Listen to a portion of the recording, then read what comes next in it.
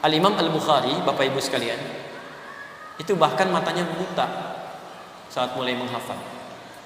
Matanya buta. Jadi beliau lahir usia kurang lebih 2 tahun lah ayahnya wafat. Usia 4 tahun matanya buta dan divonis oleh medis buta permanen. Buta permanen. Tapi ada keistimewaan. Ini orang tua. Makanya saya sarankan orang tua ya, kalau anaknya pengen cepat hafal, orang tuanya berubah dulu soleh. Rajin sedekah, rajin baca Quran, rajin tahajud, terus berdoa malam. Itu akan berdampak pada anak. Di rumus anak soleh itu gampang sebetulnya. Dengan izin Allah. Orang tuanya berubah dulu jadi soleh. Kemudian lingkungan perbaiki menjadi soleh. Yang ditonton, yang dibaca, yang bermainnya macam-macamnya, hidupkan suasananya.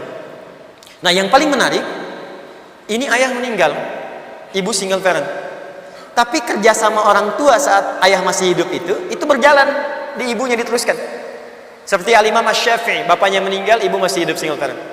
Muridnya Al-Imam Asy-Syafi'i, Imam Ahmad, bapaknya meninggal, ibunya juga yang mendidik. Al-Bukhari begitu. Berdoa, rajin tahajud, rajin salat. Apa yang terjadi? Buta matanya tapi tajam hatinya. Di antara keutamaannya, beliau itu kalau dibacakan sekali, satu surah sekalipun atau apapun, itu sekali langsung tertanam dalam jiwanya. Sekali baca nggak diulang.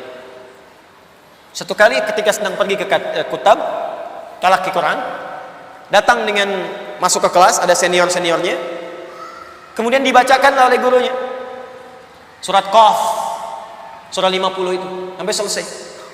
Gurunya cuma nanya begini, hal min hafidh, ada yang sudah hafal? Baru sekali baca.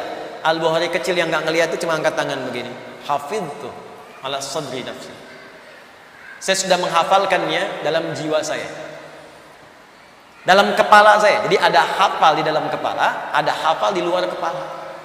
Hafal di luar kepala masih di luar, belum hafal. Ya, ini hafal dalam kepala, ya, dalam jiwanya.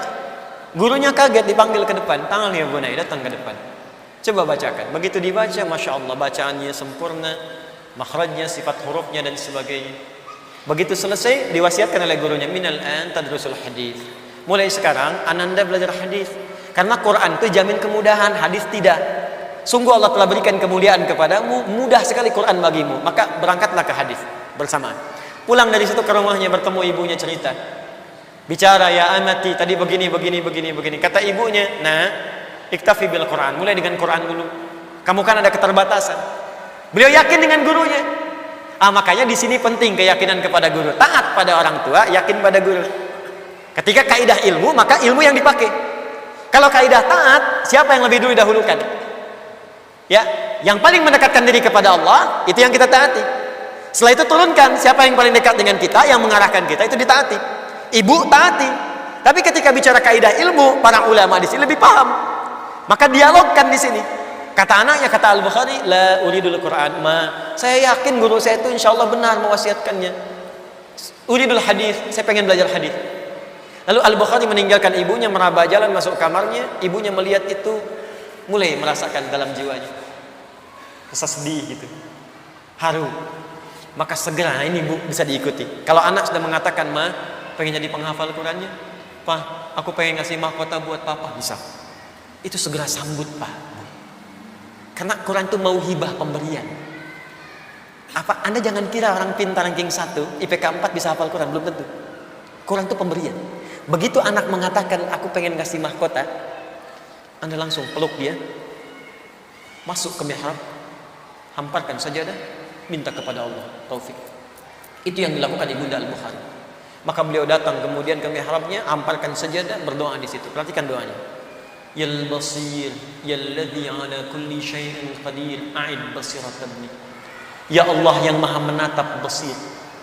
Yalladzi ala kulli syai'in qadir, yang semua hal akan terjadi dengan kehendak-Mu.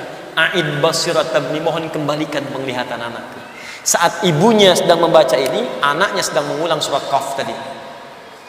Sampai ke kalimat laqad kunta fi ghaflatin min hadha fakashafna anka ghita'aka wa basaruka al-yawma hadid. Dulu pandanganmu tertutup, gak bisa melihat, maka mulai sekarang aku buka kembali. Mulai detik ini maka pandanganmu akan menatap dengan tajam. Sebetulnya ayat ini ayat menerangkan tentang ahli akhirat, tapi keutamaannya diturunkan di dunia untuk Al-Bukhari sebagai bagian dari janji Allah ketika mendekat kepadanya.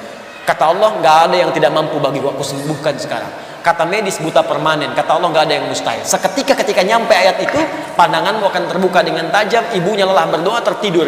Dalam tidurnya bermimpi bertemu Nabi Ibrahim, mengatakan, anakmu bisa melihat kembali sekarang. Maka datang Al-Bukhari kecil, kaget, lompat, datang panggil ibunya. Ummi laqad ra'ait. Mas, saya bisa lihat lagi, bisa lihat lagi. Ibunya kaget bangun mengatakan, rubbama ra'aita biqalbik. Mungkin kau melihat dengan mata hatimu. Kata anaknya, bal bi'aini, tapi dengan mataku. Ibu pakai baju ini, sekitaran kita ada benda-benda ini berpelukan keduanya, sampai beliau belajar hadis, sampai menuliskan Sahih Al-Bukhari itu selama 16 tahun. Sittata asyar sana. Sebagian ditulis di Mekah, disempurnakan di Madinah. Selesai.